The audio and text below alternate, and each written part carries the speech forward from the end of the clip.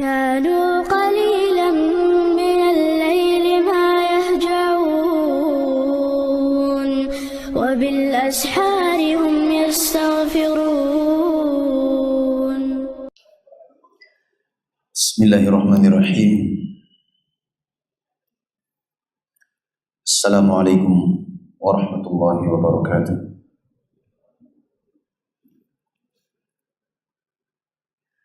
الحمد لله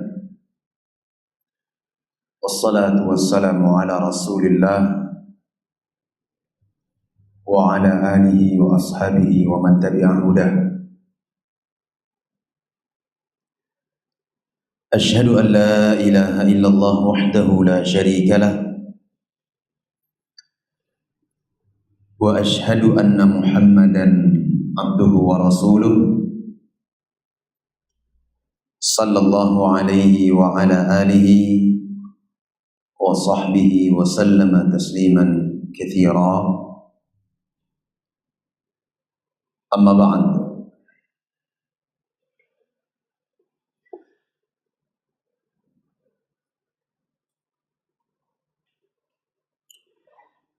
ayyuhal hadirun, jamaah salat zuhur yang dimuliakan Allah Subhanahu wa taala. Alhamdulillah, segala puji dan syukur selalu dan senantiasa kita panjatkan pada Allah Subhanahu wa taala, Rabb yang telah memberi kepada kita nikmat.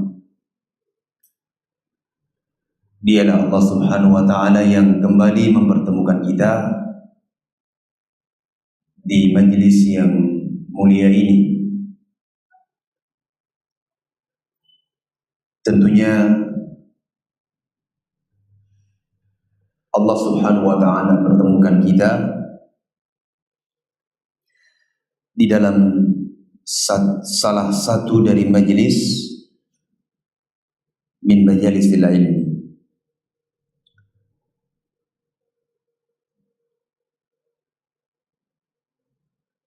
Jamaah yang dimuliakan Allah Subhanahu wa taala, pada pertemuan yang terakhir kita telah sebutkan tentang makna syahadatu anna Muhammadan Rasulullah dan konsekuensi seorang hamba, seorang umat Muhammad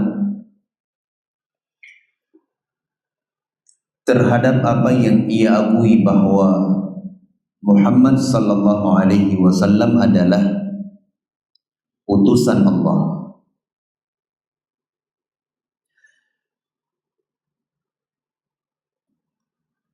Alhamdulillah, kita sudah sebutkan beberapa poin yang menjadi konsekuensi dan yang harus kita jalankan dari ketaatan kepada beliau, menjauhi larangan beliau sallallahu alaihi wasallam, membenarkan berita yang dibawa oleh Rasulullah, serta tidak beribadah kepada Allah Subhanahu wa taala kecuali apa yang dicontohkan dan disunnahkan oleh Rasulullah sallallahu alaihi wa ala alihi wa sahbihi wasallam. Jamaah yang dimuliakan Allah, setelah Rasulullah sallallahu alaihi wasallam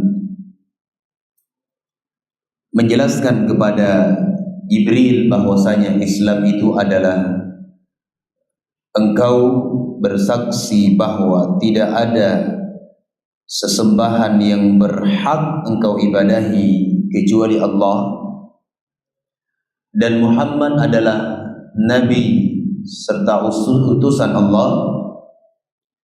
Berikutnya Nabi sallallahu alaihi wasallam menjelaskan tentang salat. Beliau mengatakan as-salah. Dan salat yang dimaksud di sini adalah salat al-mafruḍah, salat 5 waktu, di mana salat 5 waktu itu merupakan salah satu dari pondasi-pondasi Islam, salah satu dari rukun-rukun Islam, di mana seorang hamba, seorang yang menyatakan dirinya sebagai muslim,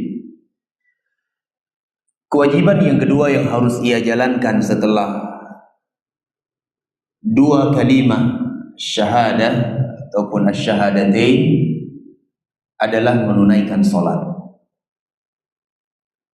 Salat itu adalah sebuah ibadah yang mulia dengan kaifiyah, tata cara yang khusus sebagaimana dijelaskan oleh Nabi Muhammad sallallahu alaihi wasallam pada waktu-waktu yang khusus pula yang telah ditentukan oleh Nabi sallallahu alaihi wa ala alihi wa sahbihi wasallam. Salat adalah amalan yang mulia yang terletak setelah asyhadatain,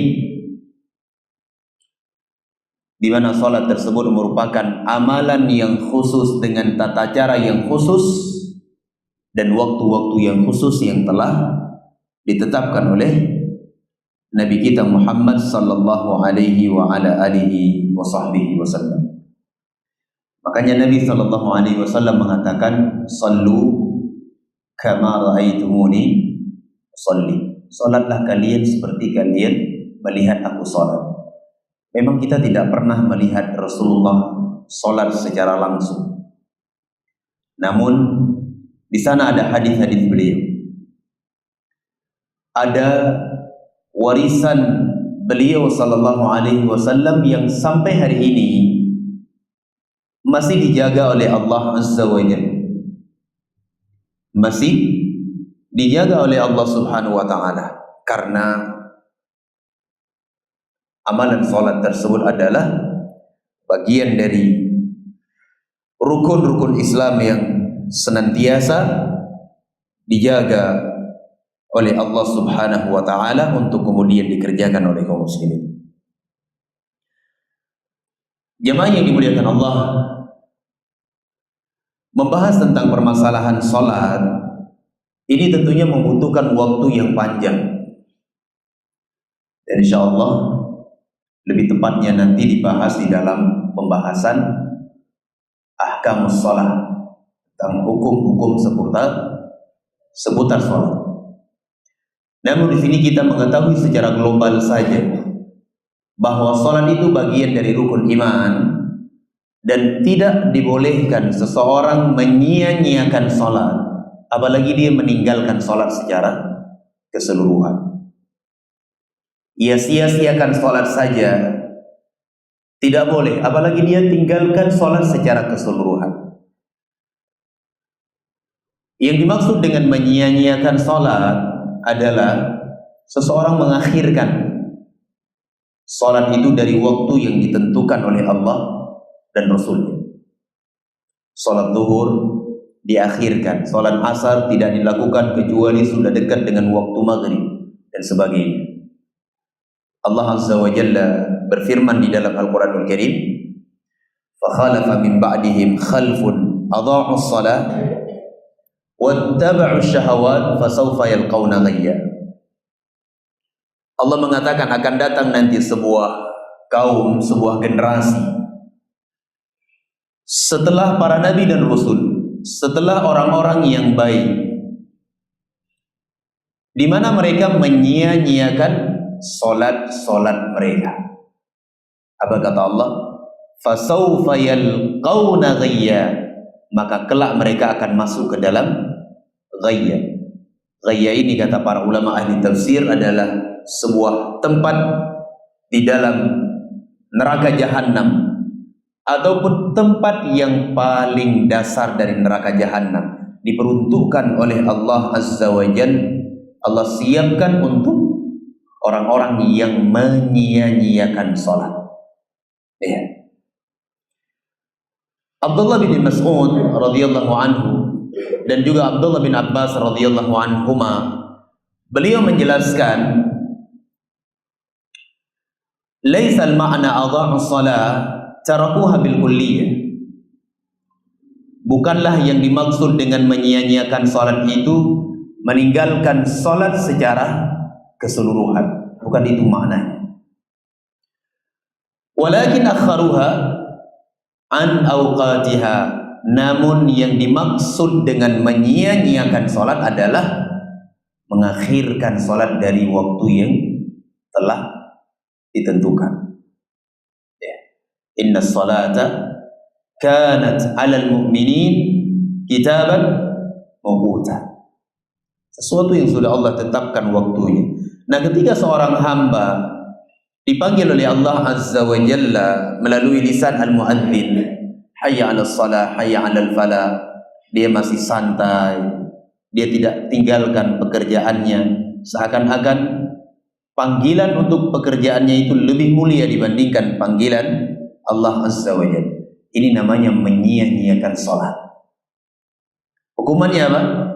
Allah masukkan ke dalam ghaiyah, di mana tempat itu adalah tempat yang paling dasar dari neraka jahanam.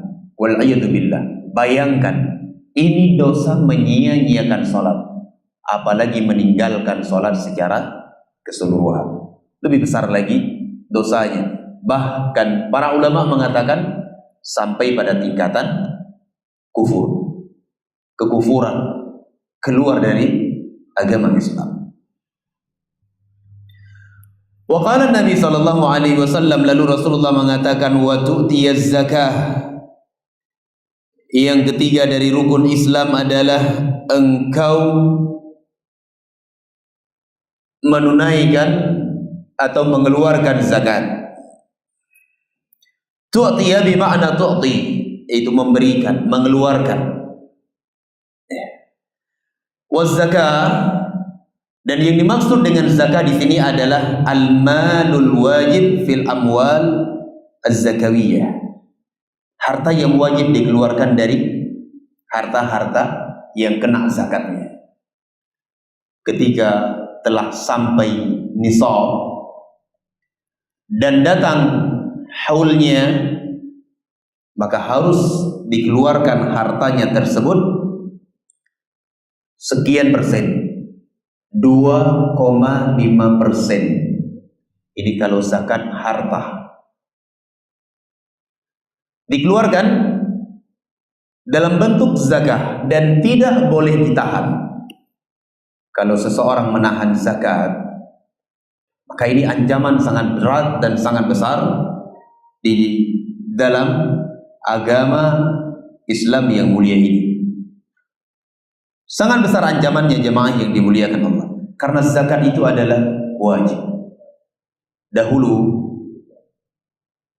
Abu Bakar As-Siddiq radhiyallahu ta'ala anhu, beliau memerangi orang-orang yang menahan dan menimbun harta-harta zakat, tidak dikeluarkan di jalan Allah Subhanahu wa ta'ala. Diperangi oleh Abu Bakar As-Siddiq radhiyallahu anhu. Ini menunjukkan demikian mulianya ibadah zakat tersebut dan bahayanya seseorang ketika menahan dan tidak mau mengeluarkan az-zakah. Fayu'tihi al-insan mustahiqqahu ta'abbudan lillahi azza wa jal wa raja'an li thawabi. Sehingga seseorang menunaikan dan mengeluarkan zakat, dia berikan zakat tersebut kepada orang yang berhak untuk mendapatkan zakat. Tujuannya apa? Ta'abbudan lillah. Tujuannya adalah beribadah kepada Allah Subhanahu wa ta'ala dan mengharap pahalanya. Ini amalan yang sangat mulia. Sehingga jemaah yang dimuliakan Allah, tidak benar dan tidak sempurna, bahkan bisa dipertanyakan keimanan dan keislaman seseorang ketika ia tidak mau mengeluarkan zakat. harta yang dia miliki itu sudah sampai nisabnya, bahkan sudah lebih. Sudah bertahun-tahun bersamanya, sudah lewat haulnya, maka jamaah yang dimuliakan Allah harus dikeluarkan sebagai zakat. Kalau tidak, maka ia akan mendapatkan ancaman yang sangat besar dari Allah Tabaraka wa Ta'ala. Baik. Wa qala wa tasumu ramadhana. Kemudian yang berikutnya adalah engkau berpuasa di bulan Ramadan. Wa hadza ma'ruf. Dan sekarang kita jemaah yang dimuliakan Allah sudah berada di bulan Sya'ban. Kita mohon kepada Allah Azza wa Jalla supaya Allah pertemukan kita dengan bulan Ramadan dan Allah berikan kesempatan untuk kita beribadah di dalamnya. Baik. Rukun Islam yang berikutnya adalah berpuasa di dalam bulan Ramadan. Berpuasa di dalam bulan Ramadan. Jemaah yang dimuliakan Allah, kata para ulama, puasa itu secara bahasa artinya adalah al-imsak, menahan diri. Menahan diri dari makan, menahan diri dari minum, menahan diri dari berbicara. Itu secara bahasa dinamakan dengan saum. Dinamakan dengan saum. Sebagaimana ucapan Maryam, inni nadartu lirrahmani sauma falan ukallimal yawma insiya. Sesungguhnya aku bernadar kepada Allah Subhanahu wa Ta'ala sauma, disebutkan kalimat saum. Apa puasanya tersebut? Falan ukallimal yawma insiya. Itu aku tidak akan berbicara pada hari ini dengan seorang pun dari kalangan manusia. Ini dinamakan dengan puasa secara bahasa. Adapun menurut istilah syariah, puasa itu adalah al-imsak, menahan diri dari segala sesuatu yang bisa membatalkan puasa. Dari segala sesuatu yang bisa membatalkannya, baik itu makan, ataukah itu minum, ataukah jima' dan yang lainnya. Sesuatu yang bisa membatalkan puasa dimulai dari terbit al-fajr shadiq sampai terbenamnya matahari, ta'abbudan lillahi ta'ala. Dengan niat apa?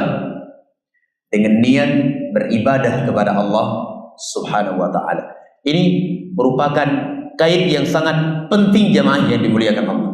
Harus ada niat di dalamnya, ta'abbudan lillah, yaitu beribadah kepada Allah Subhanahu wa Ta'ala.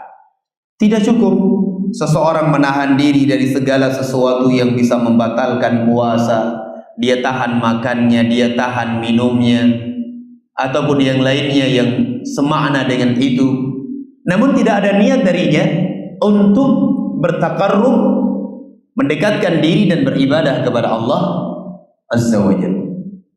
Sehingga ini kembali kepada awal pembahasan kita di dalam kitab Al-Arba'in An-Nawawiyah, pembahasan yang berkaitan tentang niat.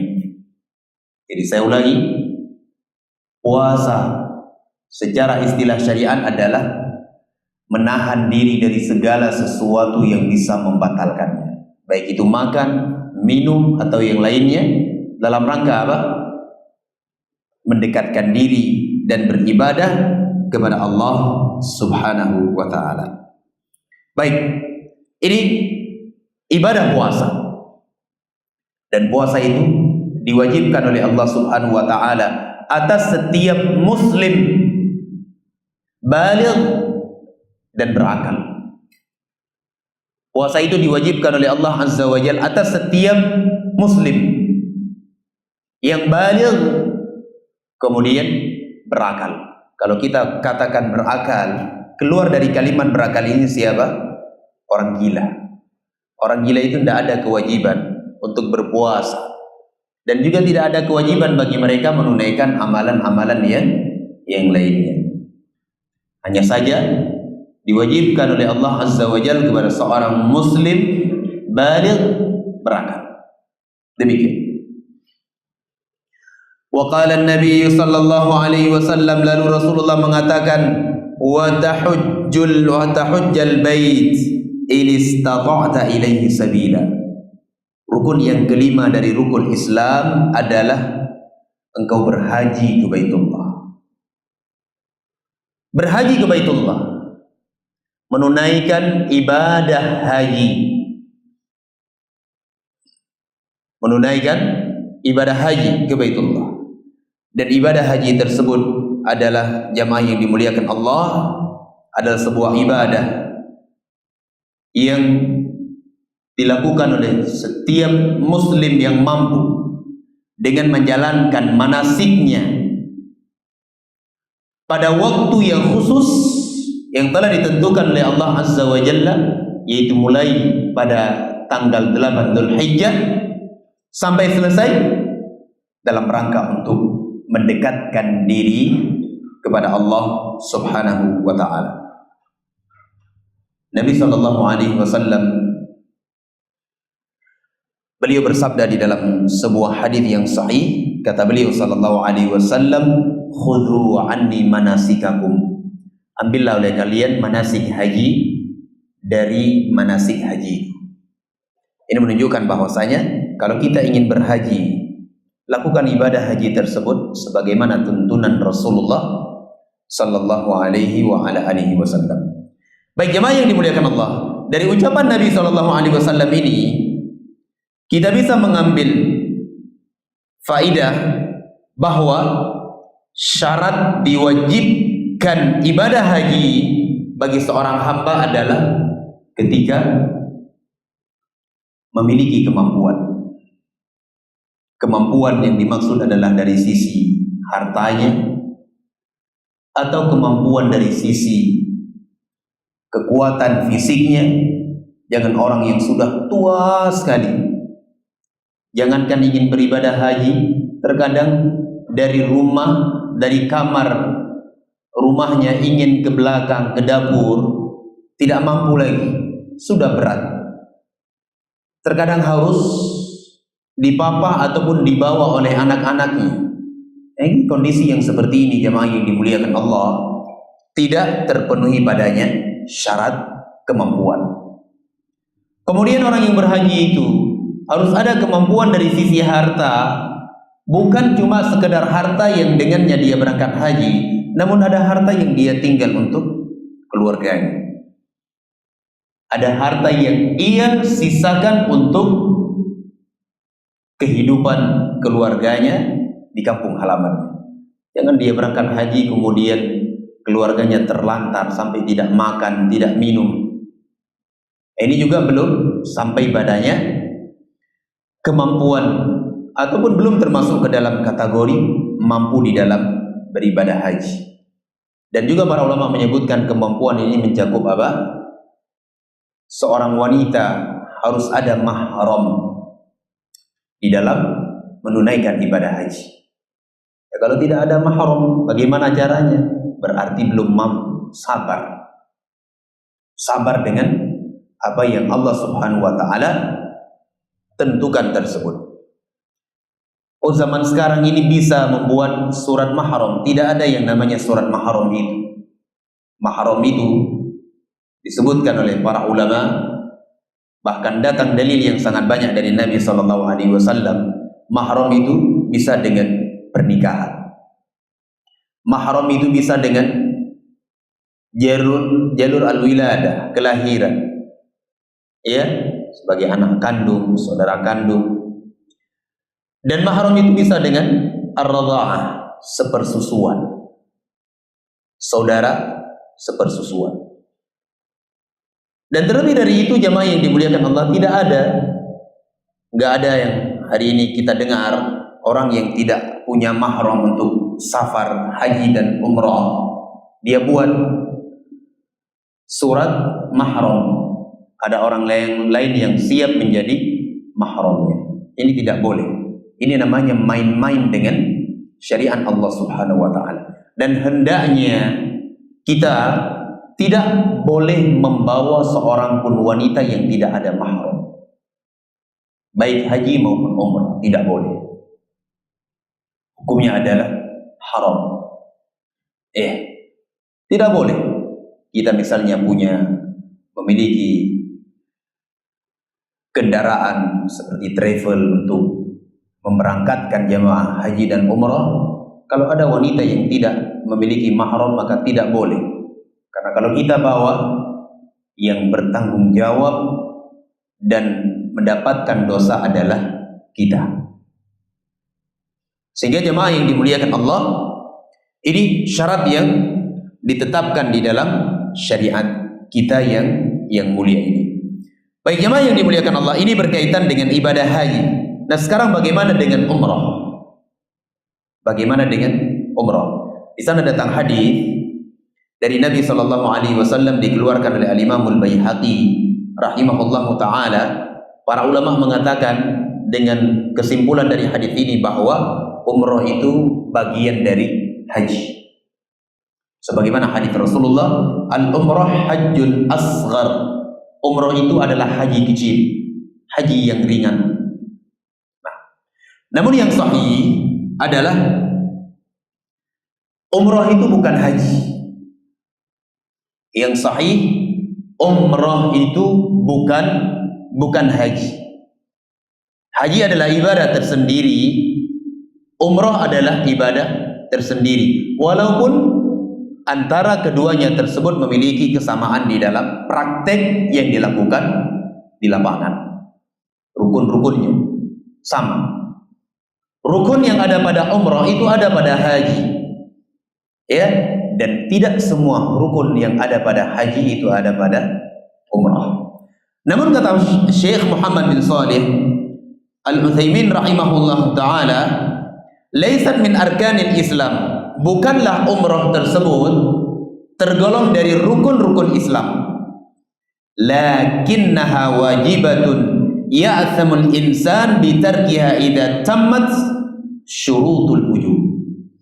Ya, beliau mengatakan sekalipun umrah itu bukan bagian dari rukun Islam, namun umrah itu hukumnya adalah wajib kalau seseorang sudah terpenuhi syarat kemampuan untuk menunaikan.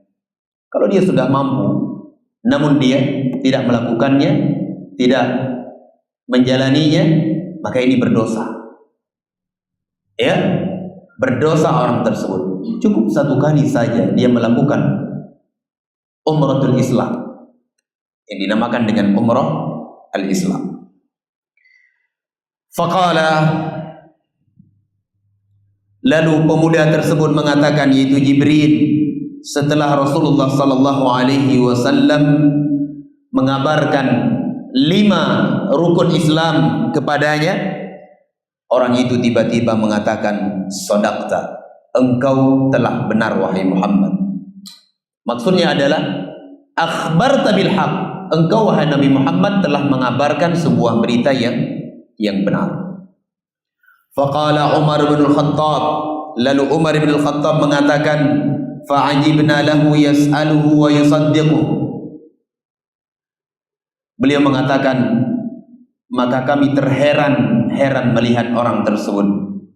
Yas'aluhu, dia yang bertanya kepada Nabi sallallahu alaihi wasallam, wa yusaddiquhu, dan ia pula yang membenarkannya. Ini merupakan hal yang sangat aneh. Kebiasaan kata para ulama, an-nasail adatan yakunu jahilan wal musaddiq yakunu aliman, fa kaifa yattami hadha wa hadha. Beliau mengatakan, ya, seharusnya kebiasaan orang yang bertanya itu kebiasaannya adalah jahil, dia bodoh, dia tidak tahu, sehingga dia bertanya. Dan orang yang membenarkan ini adalah orang yang berilmu. Nah sekarang bagaimana bisa terkumpul ini pada orang tersebut? Dia bertanya, lalu setelah itu dia benarkan.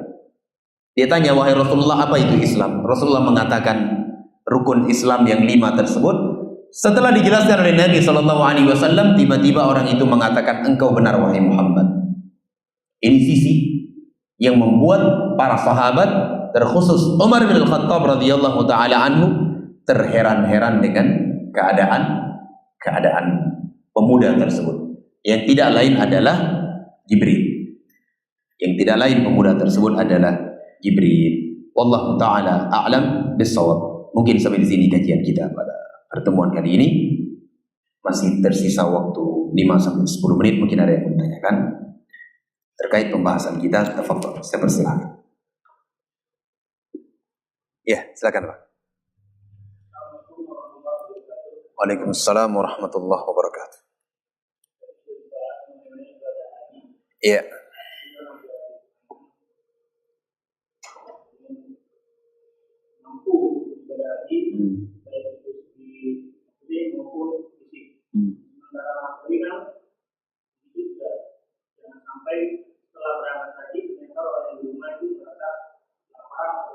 Iya.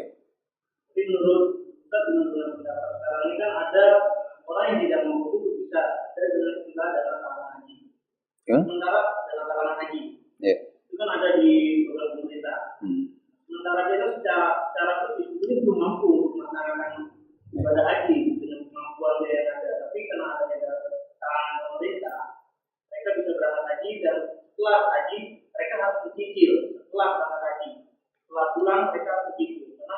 Sekarang pemerintah ada dana tambahan haji. Jadi kan secara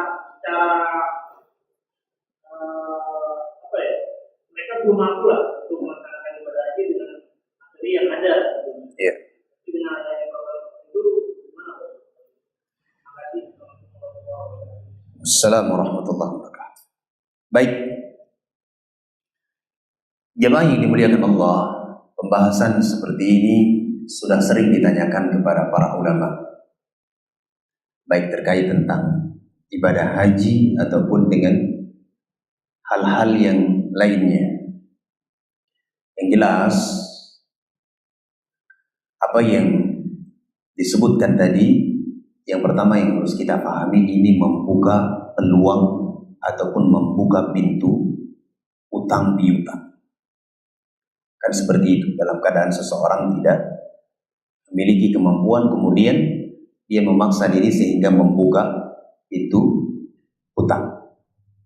Dan ini sebenarnya sesuatu yang tidak disukai di dalam agama kita yang mulia ini.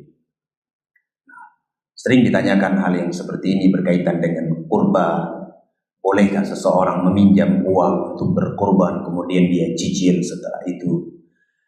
Itu semuanya jemaah yang dimuliakan Allah kembali kepada keadaan orang tersebut. Kalau memang dia memiliki gaji yang tetap, dia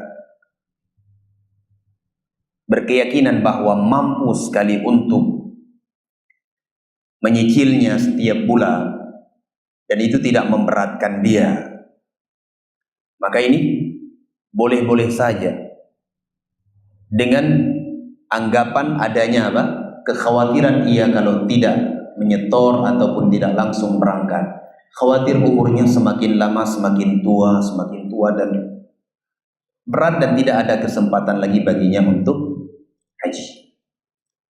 Nah, kalau dia ada kemampuan untuk melunasi hal-hal tersebut, maka ini saya rasa adalah hal yang dibolehkan di dalam agama kita. Namun Allah tetap mengatakan di dalam Al-Quranul Karim, la yukallifullahu nafsan illa wus'aha. Allah tidak akan bebankan seorang hambanya kecuali apa yang ia mampu. Adapun seseorang memaksa diri kemudian memberatkan ia untuk menutupi hutangnya tersebut, bertambah masalah di dalam rumah tangganya disebabkan ini, maka ini masuk ke dalam kategori belum mampu untuk berhaji. Kalau dia mampu untuk melunasi, ya silahkan. tidak ada masalah. Kemudian jadi masalah sekarang adalah tidak ada kepastian dia ada usaha atau tidak, usahanya jalan atau tidak, gaji tetapnya tidak ada. Maka ini harus berhati-hati dengan hal yang seperti ini. Jangan sampai kita membuka pintu utang kemudian kita nggak bisa membayar. Ini tercela di dalam agama kita yang mulia ini. Wallahu a'lam bishawab. Daripada yang lainnya,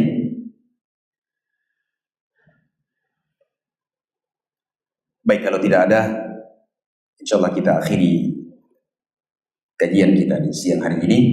Pertemuan yang akan datang insyaallah kita akan bahas tentang yang kedua, yaitu rukun al-iman, tentang keimanan dan rukun-rukunnya. Wallahu a'lam bishawab. Semoga apa yang kita kaji ini ada faidah dan manfaat. Mohon maaf atas segala kekurangan dan kesalahan. Aqulu qawli hadza subhanakallahumma wa bihamdika asyhadu an la ilaha illa anta astaghfiruka wa atubu ilaik. Wa sallallahu ala nabiyyina Muhammadin wa ala alihi wa ashabihi ajma'in walhamdulillahi rabbil alamin. Assalamualaikum warahmatullahi